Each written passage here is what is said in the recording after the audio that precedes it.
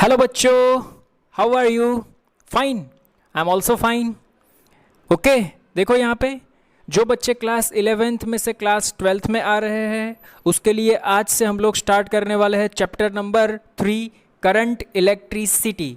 बहुत ही बढ़िया चैप्टर है। थोड़ा सा कंसेप्ट आप लोग स्टैंडर्ड 10th में देख चुके हो, ठीक है, और वहाँ जो आपने पढ़ा था और 12th में हम जो पढ़ेंगे वहाँ पे आपको थोड़ा सा बाइफर्केशन भी दिखाई दे पड़ेगा कि वहाँ पे जो चीज़ आप लोगों ने रट्टा मार के याद रखी थी यहाँ पे थोड़े से उसका कंक्लूजन भी निकलेगा।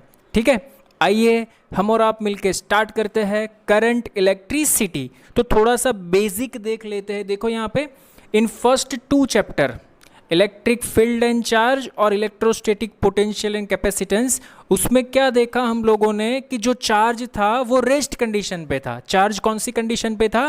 रेस्ट कंडीशन पे था। तो जब चार्ज रेस्ट कंडीशन पे होता है तो उसमें जो फिनोमिना दिखाई दे पड़ता है उसको हम बोलते हैं इलेक्ट्रोस्टैटिक।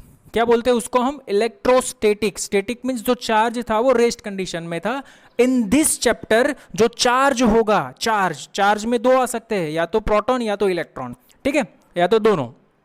जो चार्ज होगा अभी वो दौड़ने लगा है, उसके पास पता नहीं कहां से एनर्जी आ गई, वो दौड़ने लगा है। जब चार्ज दौड़ने लगता है तो उसके साथ एक नया वर्ड जुड़ता है जिसको हम बोलते हैं करंट इलेक्ट्रिसिटी। क्या बोलते हैं? करंट इलेक्ट्रिसिटी, जो हमारे घर में आती है। Is it clear? तो यहां से आपको एक चीज तो माइंड में गई कि जो चार्ज है वो कैसा है? दौड़ने लगा है। इलेक्ट्रॉन है वो भी दौड़ने लगा है, प्रोटॉन है वो भी दौड़ने लगा है। लेकिन एक चीज ध्यान में रखना, electron and proton both are opposite, the charge on the both particles are opposite. Electron के ऊपर भी positive charge, sorry negative charge है, तो प्रोटॉन के ऊपर कौन सा है? पॉजिटिव चार्ज है। तो यहाँ से मुझे ये दिखाई दे पड़ता है कि दोनों की डायरेक्शन अपोजिट होनी चाहिए, ठीक है, वो भी हम लोग डिस्कशन करेंगे। आइए, तो थोड़ा बेसिक सा नॉलेज हमारे पास होना चाहिए, तो हम इंट्रोडक्शन से स्टार्ट करेंगे। देखो यहाँ पे एक एक चीज़ ध्यान से समझना। बहुत ही बढ़िया चैप्टर है, इंटरेस्टिंग चैप्टर है करंट इलेक्ट्रिसिटी। थोड़ा सा टच आपको 10th में मिल चुका है, फिर भी हम डिटेल में डिस्कशन करेंगे। देखो यहाँ पे the study of electric charge in motion is called current electricity. Electric charge जब मोशन में रहते हैं उसका स्टडी करते हैं तो उसको हम क्या बोलते हैं? Current electricity. ठीक है सर, चार्ज कहाँ ऐसा ही थोड़ी ना मिलता है, ये रहा चार्ज, ये मोशन कर रहा है। अरे चार्ज ऐसा नहीं होता। Majority charge means free electrons, ऐसा हम बोलते हैं। तो मेजोरिटी फ्री इलेक्ट्रॉन्स कहाँ पे मिलते हैं सर? Yes, conductors. कहाँ पे मिलते हैं? कंडक्टर्स। जो भी कंडक्टर्स होते हैं उसमें there are so many free electrons, ठीक है, और वो जो फ्री इलेक्ट्रॉन्स है उसकी मोशन होती है। मोशन ऐसे ही नहीं होती, उसको हमें बैटरी से कनेक्ट करना पड़ता है, बाद में उसकी मोशन होती है, वो बाद में देखेंगे। लेकिन एक चीज़ ध्यान में रखना, जब भी चार्ज कैरियर्स मोशन में आते हैं तब वो करंट इलेक्ट्रिसिटी को डिफाइन करते हैं, ठीक है। रेस्ट पे वो करंट इलेक्ट्रिसिटी डिफाइन नहीं करते, वो इलेक्ट्रोस्टैटिक कहलाता है। ओके, चलिए आइए next one. What is electric current? देखो यहाँ पे इलेक्ट्रिक करंट हम किसको बोलेंगे? सपोज मेरे पास 2 बॉडी है, एक ये बॉडी और एक ये बॉडी। इसके ऊपर ज़्यादा चार्ज है, इसके ऊपर कम चार्ज है। मैंने आपको कैपेसिटर में समझाया था और एनर्जी में भी समझाया था। अगर ये बॉडी को मैं कंडक्टिंग वायर से ज्वाइन करता हूँ, ठीक है, कंडक्टिंग वायर से अगर आप ज्वाइन कर दोगे तो वहाँ पे पोटेंशियल डिफरेंस आ जाएगा। सर पोटेंशियल डिफरेंस, ये वर्ड सुन रखा है, पोटेंशियल डिफरेंस। अरे आता है ना पोटेंशियल डिफरेंस, चैप्टर नंबर 2 में हम लोगों ने पढ़ा था, ठीक है। ये हायर चार्ज, अरे सिमिलरली टेम्परेचर के साथ आप कंपेयर करो। टेम्परेचर में क्या होता है? हायर टेम्परेचर, जो भी बॉडी में हीट फ्लो होता है वो क्या होता है? Higher potential to lower potential होता है। Higher temperature to lower temperature heat flow होती है कि नहीं? सेम चीज़ यहाँ पे करंट फ्लो होगा हायर पोटेंशियल से लोअर पोटेंशियल। वहाँ पे higher temperature to lower temperature आता था, यहाँ पे higher potential to lower potential आएगा, ठीक है। इसके ऊपर ज़्यादा चार्ज है, इसके ऊपर कम चार्ज है, पोटेंशियल डिफरेंस लगा दो। जिसका पोटेंशियल ज़्यादा होगा वहाँ से चार्ज फ्लो करना स्टार्ट करेगा, जिसका पोटेंशियल लोअर होगा वहाँ फ्लो होगा, ठीक है। और जो ये चार्ज फ्लो कब तक होता है? जब दोनों में पोटेंशियल सेम, चार्ज फ्लो होना खत्म। अरे समझ में आया? मेरे पास हायर पोटेंशियल है, तुम्हारे पास लोअर पोटेंशियल है। समझो, तुम्हारे पास 0 रुपीज़ है, मेरे पास 1000 रुपीज़ है। हम दोनों बंटवारा कर रहे हैं, मैंने आपको दिया 100, मेरे पास बचा 900, आपको दिया 200, मेरे पास बचा 800। जब तेरे पास भी 500 मेरे पास भी 500 हो जाएगा, पोटेंशियल इक्वल, करंट फ्लो होना बंद, पैसा आना बंद हो जाएगा। अरे समझ में आ रहा है क्या? Is it clear? तो जब तक पोटेंशियल सेम ना हो जाए तब तक करंट फ्लो करेगा, पोटेंशियल सेम, करंट फ्लो होना क्या हो जाएगा? बंद हो जाएगा। Is it clear? ये चीज ध्यान में रखना। ओके, तो if two bodies charge to different potential are connected together by means of conducting wire, charge begin to flow from one body to another body. The flow of electric charge through a conductor constitute an electric current. Okay, जब भी ये flow of charge है वो conductor में से पास होते हैं, कहां से का पास होते हैं, ये चीज ध्यान में रखना। जब भी ये चार्ज है वो कंडक्टर में से पास होते हैं, कंडक्टर का मीनिंग क्या होता है? वायर, सिंपल सा वायर। ये मेरे हाथ में है, ये वायर है, ठीक है। तो वायर में से जब भी कोई भी करंट पास होता है, सॉरी कोई भी चार्ज पास होता है, कोई भी चार्ज फ्लो करता है, ठीक है, तो वो करंट को कंस्टिट्यूट करता है। किसको प्रोड्यूस अदरवाइज कंस्टिट्यूट करता है? करंट को कंस्टिट्यूट करता है, ठीक है। तो मैंने यहाँ पे एक कंडक्टर ड्रॉ किया है, ठीक है। इसके अंदर कंडक्टर के पास बहुत सारे फ्री इलेक्ट्रॉन्स रहते हैं, ये चीज़ ध्यान में रखना। There are 3 types of metal, conductor, insulator, semiconductor. उसमें से ढेर सारे फ्री इलेक्ट्रॉन्स कितने किसके पास होते हैं? कंडक्टर के पास होते हैं। इसके बाद सेमीकंडक्टर के पास होते हैं, और इसके बाद इंसुलेटर के पास। इंसुलेटर के पास समझो कोई इलेक्ट्रॉन ही नहीं है, अगर उसके पास से तुम एनर्जी लेने जाओगे, उसको बोलोगे चल फ्लो हो जा, नहीं होगा, ठीक है। तो सबसे ज़्यादा इस चैप्टर में जो हम बात करने वाले हैं वो क्या है? कंडक्टर्स, ठीक है। उसके बाद आता है सेमीकंडक्टर्स, वो तो 12th में हमारा लास्ट पूरा चैप्टर ही है सेमीकंडक्टर्स, उसमें उसका भी हम यूज़ करेंगे लेकिन लास्ट में। अभी सेमीकंडक्टर्स का कोई यूज़ नहीं है, लेकिन सेमीकंडक्टर ऐसा भी कोई डिवाइस आता है, समझना। सेमीकंडक्टर्स, उसमें करंट फ्लो होता है लेकिन कंडक्टर जितना हाई भी नहीं होता और इंसुलेटर जितना कम भी नहीं होता, बीच में होता है। Is it clear?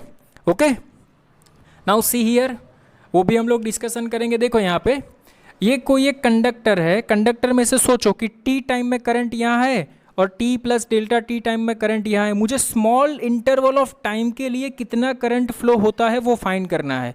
तो मैथमेटिक्स ये बोलता है कि अगर स्मॉल टाइम इंटरवल है तो आप इसको ऐसे लिख सकते हो, limit delta T tends to 0 delta Q upon delta T, the rate of flow of charge but for a small interval of time, for a small interval of time. Small interval means sir t is equal to 1 से t is equal to 2 second, 1 second का gap है, उसमें से कितना current flow होता है वो मुझे मेजर करना है। तो हम लोग ये इसका ये formula I is equal to limit delta T tends to 0 delta Q upon delta T.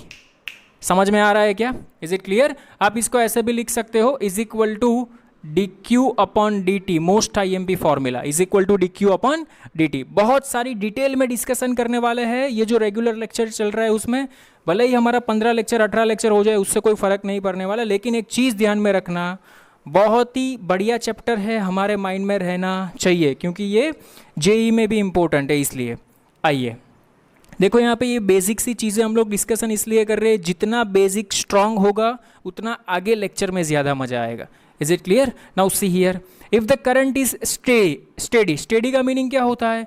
अगर t is equal to 1 second है, 2 सेकेंड है, 10 सेकेंड है, कोई फर्क नहीं पड़ता, करंट फ्लो स्टेडीली कांस्टेंट ऐसे फ्लो हो रहा है, ठीक है, तो उसका फॉर्मूला आएगा I is equal to Q by T.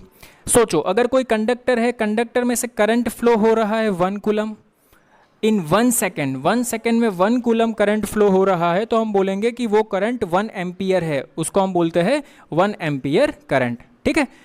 Current का ऐसा यूनिट एम्पियर होता है, कई बार हम मिली एम्पियर, माइक्रो एम्पियर भी यूज़ करेंगे। जो करंट मेजरिंग इंस्ट्रूमेंट आता है, ठीक है, वोल्ट एममीटर है, ठीक है, ये सभी जो इंस्ट्रूमेंट है, अगर सब वोल्ट मीटर है तो उसमें मिली वोल्ट आएगा, ठीक है, एम्पियर में मिली एम्पियर, माइक्रो एम्पियर आएगा। तो यहाँ पे हम इस टाइप के यूनिट के यूज़ करेंगे, वो ध्यान में रखना। 1 milliampere is equal to 1 into 10⁻³ ampere and 1 microampere is equal to 1 into 10⁻6 ampere. Is it clear? ये यूनिट कन्वर्जेशन है, हमें याद रहना चाहिए।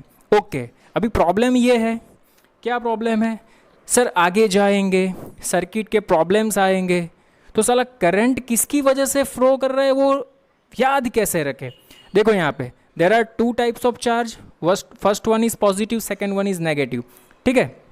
हमें भी पता है जो चार्ज फ्लो होता है वो ड्यू टू इलेक्ट्रॉन होता है। हमें भी पता है जो चार्ज फ्लो होता है वो कौन करता है, इलेक्ट्रॉन।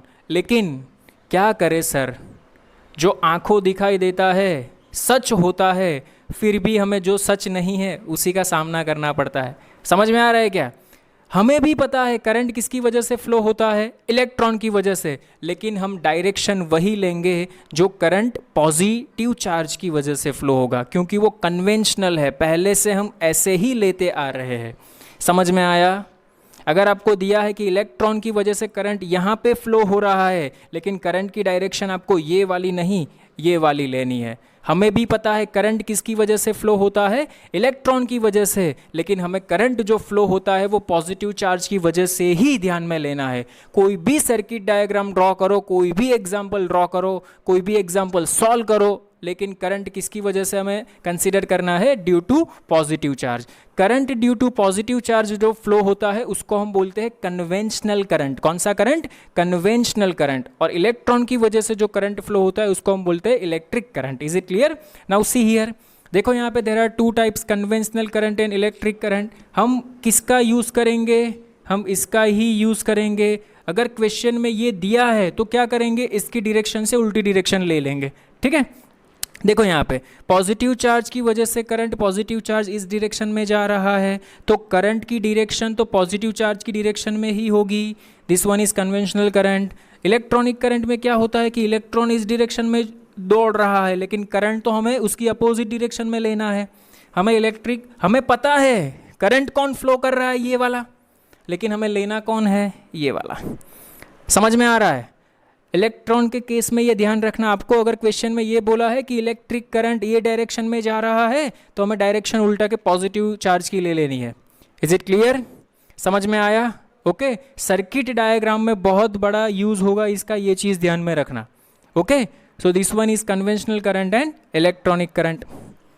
ओके, इसके बाद आता है करंट स्केलर है या वेक्टर है। देखो सर, करंट के पास डायरेक्शन भी है। हाँ सर, करंट के पास डायरेक्शन भी है, उसका मैग्नीट्यूड भी है। हाँ सर, उसका मैग्नीट्यूड भी है। तो सर करंट स्केलर है या वेक्टर है? करंट है ना, वो स्केलर क्वांटिटी है। सर ऐसा क्यों? उसके पास डायरेक्शन भी है, उसके पास मैग्नीट्यूड भी है, फिर भी क्यों स्केलर?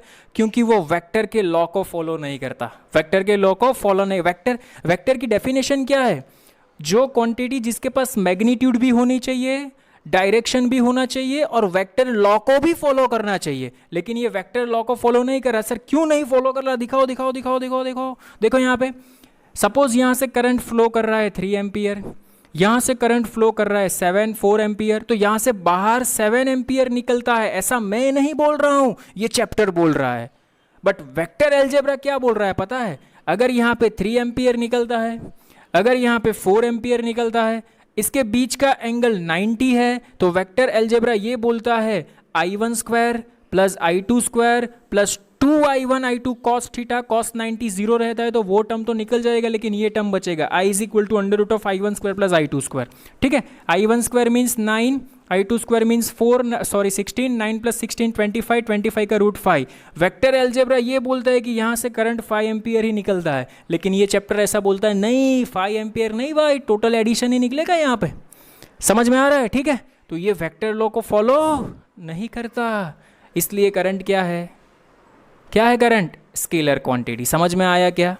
Is it clear? और एक चीज़ ध्यान में रखना, जो चीज़ टाइम के साथ फिक्स्ड होती है, टाइम के साथ क्या होती है? फिक्स्ड। जो चीज़ फिक्स्ड होती है, देखो टाइम की भी बात करो, टाइम है टाइम, तो इसके पास मैग्नीट्यूड भी है, डायरेक्शन भी है। अरे टाइम पास्ट प्रेजेंट फ्यूचर है कि नहीं डायरेक्शन? समझ में आ रहा है? लेकिन ये भी स्केलर है। Is it clear? जो टाइम फिक्स्ड होती है, तो ये करंट भी फिक्स्ड है। करंट क्या फिक्स्ड है सर?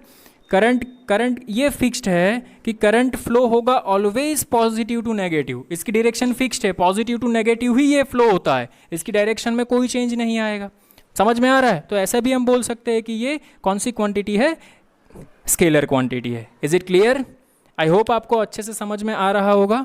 ओके, देखो यहाँ पे तो ये बेसिक सा इंट्रोडक्शन था, यहाँ से भी आप क्वेश्चन बना सकते हो। हम लोगों ने देखा I is equal to what, Q by t, यहाँ पे ये नोट करके लिख देना। यहाँ से अगर क्वेश्चन पूछेंगे तो कैसे पूछेंगे, देखो यहाँ पे Q इज इक्वल टू हम लोगों ने पढ़ा था एन ई बाई टी, तो I इज इक्वल टू क्या मिला मुझे, एन ई बाई टी। ये जो n बाई टी है ना, n बाई टी, इसको मैंने सब्जेक्ट बना लिया, तो n by t is equal to क्या बचा मेरे पास, I अपॉन ई बचा।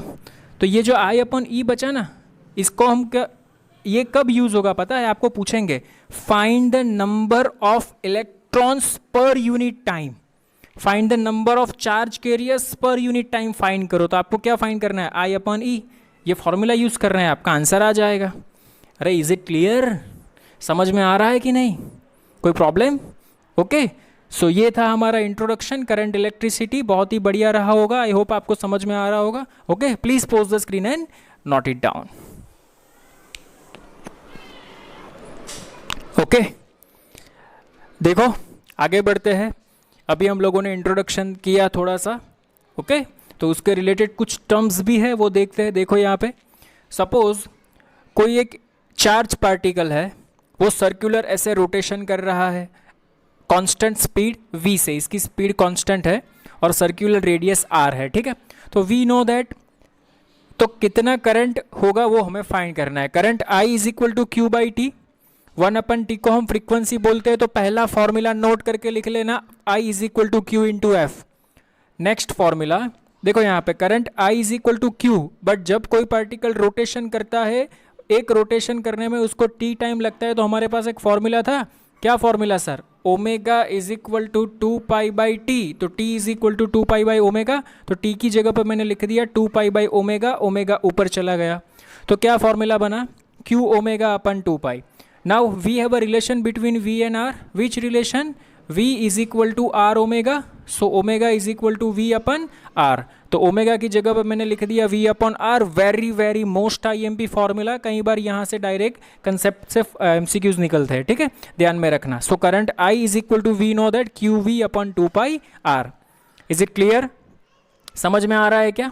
ओके, नाउ नेक्स्ट वन देखो यहाँ पे, second concept, we know that I is equal to d q upon d t, ठीक है, तो इसको यहाँ पे ले जाओ, so we will write d q is equal to I d t, d q is equal to I d t, ठीक है, ये चीज़ ध्यान में रखना। देखो यहाँ पे d q is equal to I d t, मैंने यहाँ से ये निकाल दिया, दोनों साइड इंटीग्रेशन कर दो, तो डी क्यू का इंटीग्रेशन क्या होगा, क्यू होगा is equal to integration of I d t, note करके लिखना मोस्ट IMP। और एक चीज़ और नोट कर लेना, अगर आपको I वर्सेस T का ग्राफ दिया है, कौन सा I वर्सेस T का ग्राफ दिया है, तो उसका एरिया क्या रिप्रेजेंट करेगा, चार्ज रिप्रेजेंट करेगा। सर इस टाइप का हम लोगों ने 11th में पढ़ा था, ये वाला देखो, ये वाला sir, x is equal to integration into v into d t. अगर वेलोसिटी वर्सेस टाइम का ग्राफ दिया है तो उसका एरिया डिस्टेंस या डिस्प्लेसमेंट रिप्रेजेंट करेगा, सर ऐसा पढ़ा था, तो कंपेयर करो, डिट्टो वैसा ही है, q की जगह पे x है, v की जगह पे i है और dt है। समझ में आ रहा है क्या? तो velocity versus time graph displacement, current versus time graph क्या रिप्रेजेंट करेगा, चार्ज रिप्रेजेंट करेगा। अरे समझ में आ रहा है क्या? अगर आपको I वर्सेस T ग्राफ दिया है, पूछा है व्हाट इज द चार्ज, तो आप फाइंड कर सकते हो, एरिया फाइंड कर लो, चार्ज निकल जाएगा। Is it clear? होमवर्क में देने वाला हूं मैं एग्जांपल, अभी देखो, ट्राई करना है आपको। ओके, अगर हमें I एवरेज फाइंड करना है तो I एवरेज का मीनिंग होता है average charge upon total time interval. तो एवरेज चार्ज का ये वाला फॉर्मूला है, यहाँ पे रख दो, टाइम इंटरवल ये रहा, तो एवरेज करंट आपको मिल जाएगा। समझ में आ रहा है क्या? Is it clear? कोई प्रॉब्लम? देखो मैंने यहाँ पे 3 एग्जाम्पल्स लिए हैं। इन फर्स्ट एग्जाम्पल हमें ऐसा पूछा है कि how many electrons pass through a bulb in 1 minute if I is equal to 400 milliampere. ठीक है, तो how many electrons means n find करना है। क्वेश्चन में हमें क्या फाइंड करने को पूछा है? n। तो we have a formula I is equal to Q by T, Q is equal to N e upon t, n को सब्जेक्ट बना दो, I t upon e, I is given, t is given, 1 minute है, second में convert करना 60 second. Electron पर charge 1.6 into 10⁻19 coulomb. ठीक है, तो यहाँ पे हमें मिल गए number of electrons 1.5 into 10⁻20। Is it clear? कोई प्रॉब्लम नहीं ना? ओके, नेक्स्ट वन देखो, ये रहा कोई एक इलेक्ट्रॉन है, वो सर्कुलर ऑर्बिट में ऐसे घूम रहा है, और जिस ऑर्बिट में घूम रहा है उसकी रेडियस हमें दी है π/2 सेंटीमीटर, मीटर में कन्वर्ट करना मत भूलना, और उसकी कांस्टेंट स्पीड दी है 6 × 10⁵। तो हमें पूछा है फाइंड करंट I। देखो ये वाला कंसेप्ट आ गया, I = qv/2πr। यहाँ पे इलेक्ट्रॉन रिवॉल्व कर रहा है तो Q की जगह पे E लिख दो, तो मैंने लिख दिया I = ev/2πr। E means 1.6 × 10⁻19, V is given 6 × 10⁵, 2 as it is, pi को मैंने ऐसे ही रखा क्योंकि R पाई में दिया है। R = π/2, सेंटीमीटर को मीटर में कन्वर्ट करो 10⁻²। नाउ सी हियर, यहाँ से ये 2 कैंसिल हो जाएगा, ये बन जाएगा π²। π² की अप्रोक्सीमेटली वैल्यू 10 बनती है। कितनी बनती है? 10। तो यहाँ पे देखो ये 10 और ये 10⁻², -2, तो यहाँ पे 10⁻1 बचेगा, -1 ऊपर जाएगा तो वो +1 हो जाएगा, 10⁻6, 10⁻19, 10⁻6, तो 10⁻13, 16 6 96 होता है, तो 1.6 × 6 9.6 होगा। ठीक है, तो करंट हमें क्या मिला? 9.6 × 10⁻13 एम्पियर। Is it clear? समझ में आ रहा है? आई होप आपको अच्छे से समझ में आ रहा होगा। सेकेंड वन एग्जाम्पल देखो, एग्जाम्पल नंबर 3, सेम जो भी मैंने यहाँ पे लिखा वही रेप्लिका है, सिर्फ आपको अप्लाई करना आना चाहिए। If current is 3 + 2t ampere, how many charge passing through between t = 0 to 2 = 4 second. मैंने अभी आपको बताया पर्टिकुलर सेकेंड में आपको अगर करंट चार्ज फाइंड करना है, देखो यहाँ पे चार्ज फाइंड करना है तो करंट फाइंड करना है तो dq/dt होता है डिफरेंस। अरे उसके जैसा ही है, देखो हम लोगों ने कहाँ पे देखा था, काइनेमेटिक्स में देखा था, x, v और एक्सेलरेशन। अगर आपको x दिया है, v फाइंड करना है तो हम डिफरेंशिएशन करते थे, v दिया है, a फाइंड करना है तो हम डिफरेंशिएशन करते थे, उल्टा चलते तो क्या करते थे हम? इंटीग्रेशन। तो सेम थिंग यहाँ पे देखो, पहले कौन आया? Charge, the rate of flow of charge, बाद में कौन आया? करंट। ठीक है, तो आपको चार्ज दिया है, करंट फाइंड करना है, डिफरेंशिएशन करो, करंट दिया है, चार्ज फाइंड करना है, इंटीग्रेशन करो, दैट्स इट। ठीक है, तो यहाँ पे मैंने फॉर्मूला लिखा है Q = ∫t1 to t2 I dt। Copy करो, पेस्ट करो, I इज गिवन, कितना है I? 3 + 2t मैंने लग दिया, t = 0 to 4, 0 to 4, 3 का क्या होता है? 3t, 2t का क्या होता है? 2 एज इट इज़, t का t²/2। ओके, रेंज 0 to 4, यहाँ 2 से 2 कैंसिल हो जाएगा। एक बार t की जगह पे 4 रिप्लेस करो, 3 × 4, प्लस t की जगह पे 4 रिप्लेस करो तो 4², कंपलसरी नेगेटिव साइन, t की जगह पे 0 रिप्लेस कर दो, 0 ही हो जाएगा। सो 12 + 16, what is the answer? 28 ampere. अरे समझ में आया? Means between this time of interval, sorry यहाँ पे कूलम्ब आएगा, between this time of interval कितना चार्ज फ्लो करेगा? 28 कूलम्ब चार्ज फ्लो करेगा। अरे समझ में आया? तो हमें ऐसा पूछा है कि पूरे कंडक्टर में से कितना करंट फ्लो करेगा, तो करंट I = q/t। टोटल कितना चार्ज है? 28 कूलम्ब, टाइम कितना है? 4, 28/4, 7 एम्पियर। अरे समझ में आया? Is it clear? इसमें तो यहाँ तक ही पूछा था, लेकिन आगे ऐसा भी पूछ सकते हैं कि ऑल्सो फाइंड कितना करंट फ्लो होता है, तो current I = q/t, q = 28, t = 4 second. अरे 4 - 0 4 सेकेंड। Okay, 7 ampere. सर पता नहीं चला, इसीलिए तो मैंने यहाँ पे लिखा टोटल करंट कितना। देखो यहाँ पे ये एवरेज, तो ये वैल्यू तो हमने फाइंड की, कितनी मिली हमें? 28 अपॉन टाइम इंटरवल कितना है? 4 - 0 means 4, 28/4, 7 ampere is our answer. अरे समझ में आया क्या? आया तो बोलिए यस, बहुत मज़ा आएगा आपको। Is it clear? ओके, कुछ एग्जाम्पल्स मैं अभी होमवर्क में देने वाला हूँ, फोटोग्राफ में आएगा तो आप ट्राई करना। ठीक है, so please pose the screen and note it down.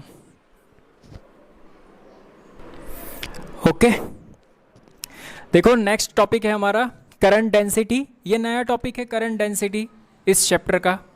ठीक है, देखो यहाँ पे चैप्टर नंबर 1 में हम लोगों ने क्या पढ़ा था? Charge density.